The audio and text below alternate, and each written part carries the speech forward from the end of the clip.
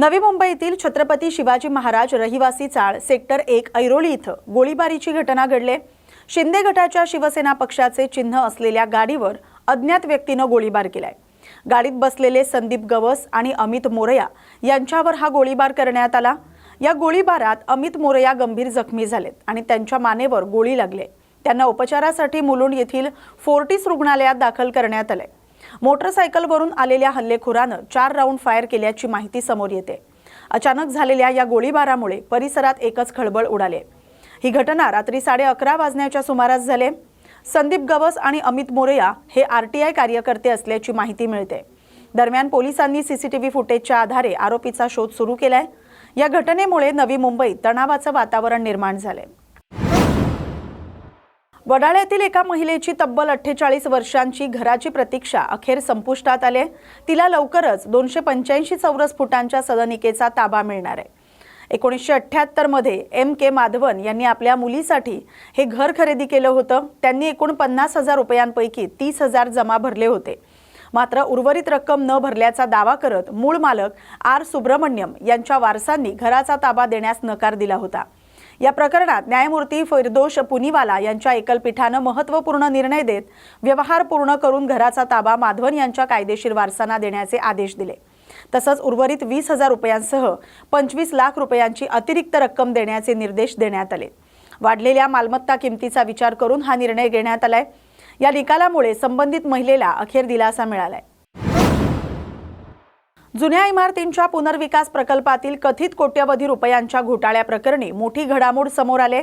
अतिरिक्त सत्र न्यायाधीश M.S. शेख यांनी लाचलुचपत प्रतिबंधक विभागाच्या निष्क्रिय अधिकाऱ्यांविरोधात गुन्हा दाखल करण्याचे आदेश दिलेत। महाराष्ट्र गृहनिर्माण आणि क्षेत्र विकास प्राधिकरण अर्थात म्हाडाला अतिरिक्त चटई क्षेत्रफळापोटी सदनिका न दिल्यामुळे सुमारे 14,000 कोटींचं नुकसान झाल्याचा आरोप आहे। या प्रकरणी सामाजिक कार्यकर्ते कमलाकर शेनॉय यांनी तक्रार दाखल केली आहे। दखलपात्र गुन्हा असूनही कारवाई न केल्याबद्दल संबंधित अधिकाऱ्यांवर फौजदारी कारवाई होऊ शकते असा स्पष्ट संदेश न्यायालयाने दिलाय। दरम्यान या प्रकरणी सर्वोच्च न्यायालयातही सुनावणी प्रलंबित आहे। अमेरिका इस्रायल विरुद्ध इराण युद्धामुळे मुंबई महानगर प्रदेशातील बांधकाम क्षेत्र आणि लघु उद्योजक अडचणीत आलेत। गुजरातमधील मोरबी क्लस्टरमधील टाइल्स आणि सॅनिटरी वेअरचं उत्पादन 2 आठवड्यांपासून ठप्प झाले। त्यामुळे घरांच्या प्रकल्पांमध्ये विलंब होण्याची शक्यता निर्माण झाली। देशभरातील सुमारे 89% टाइल्स मोरबीतून येतात।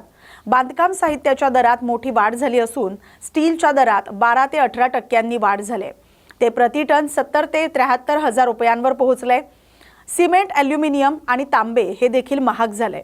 बिल्डर्स असोसिएशन ऑफ इंडियाचे पदाधिकारी आनंद गुप्ता यांनी युद्ध आणखी काही दिवस सुरू राहिल्यास मुंबईतील घरांच्या किमती 5 ते 7% वाढण्याची शक्यता व्यक्त केली आहे। मुंबई महापालिकेत 1,000 कोटींच्या निविदा रद्द केल्यानंतर विरोधकांनी सत्ताधाऱ्यांवर टीका केली आहे।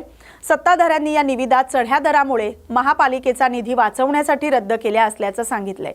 या पार्श्वभूमीवर शिवसेना ठाकरे गटाचे प्रणित म्युनिसिपल कर्मचारी कामगार सेनेने महापौर रितू तावडे यांना पत्र लिहून कचरा संकलनाचे 4,500 कोटींचं कंत्राटही रद्द करण्याची मागणी केली आहे। संघटनेचे उपाध्यक्ष संजय बापेरकर यांनी पत्रात पालिकेच्या घनकचरा व्यवस्थापन खात्यात सुरू असलेल्या निविदा प्रक्रियेवर त्वरित लक्ष देण्याची मागणी केली आहे।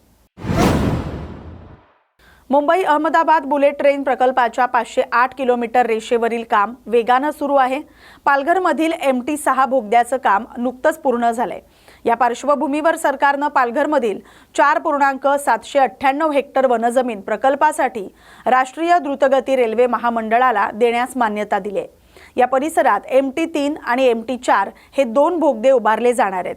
वसई, डहाणू, तलासरी, पालघर आणि भिवंडीतील संरक्षित वनक्षेत्र यामुळे वन आणि पर्यावरण विभागाची मान्यता आवश्यक होती, जी मिळाल्यानंतर जमीन रेल्वे महामंडळाला हस्तांतरित करण्यात आली।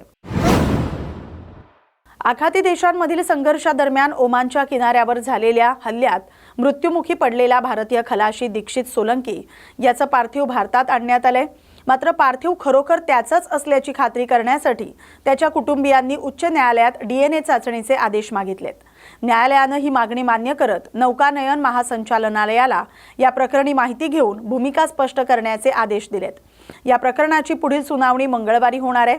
या पार्श्वभूमीवर मृत खलाशाच्या अंत्यसंस्कारासाठी पार्थिव देण्यापूर्वी DNA चाचणी करणं आवश्यक असल्याचं न्यायालयानं स्पष्ट केलंय। मागील काही दिवसांपासून मुंबईत किमान तापमान हळूहळू वाढत होतं, मात्र सोमवारी सांताक्रूजमध्ये 22.9 अंश सेल्सिअस आणि कुलाबा केंद्रात 23.5 अंश सेल्सिअस तापमान नोंदवलं गेलंय।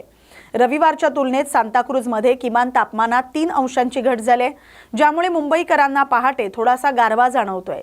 हवामान विभागाच्या माहितीनुसार शहरात वाऱ्यांचा वेग वाढलाय। पुढील 3 दिवस ही स्थिती कायम राहण्याची शक्यता आहे। यामुळे दिवसाच्या उष्णतेमध्येही सौम्य घट अनुभवता येईल आणि नागरिकांना दुपारी थोडासा दिलासा मिळेल असं हवामान विभागानं सांगितलंय।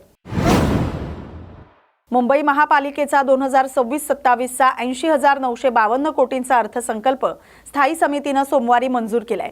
स्थायी समितीसाठी 800 कोटी रुपयांचा विकास निधी उपलब्ध करून देण्यात आलाय। या निधीचं वाटप सत्ताधारी महायुतीकडे राहणार आहे। भाजप आणि शिवसेना शिंदे गट महायुती आता निधी कोणत्या पक्षाला देईल, तसंच शिवसेना ठाकरे पक्षाच्या नगरसेवकांना किती निधी मिळेल यावर सर्वसामान्य नागरिक आणि राजकीय विश्लेषक उत्सुक आहेत।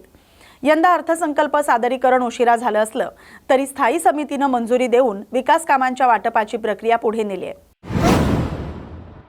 आखाती देशातील युद्धजन्य परिस्थितीचा परिणाम मुंबईतील बेकरी व्यवसायावर जाणवू लागलाय। शेकडो बेकऱ्यांना गॅस उपलब्ध न झाल्यानं काही व्यवसाय बंद पडावे लागलेत, तर काही विजेवर भट्ट्यांचा खर्चही वाढल्यामुळे उत्पादन खर्च 30 ते 40% वाढला आहे।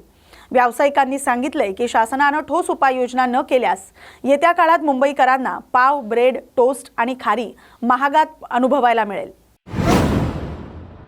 या बातमीसोबतच मुंबई बुलेटिनमध्ये इथेच थांबतोय। अशाच महत्त्वाच्या बातम्यांसाठी पाहत राहा न्यूज मराठी 24/7। नवा भारत, नवा विचार।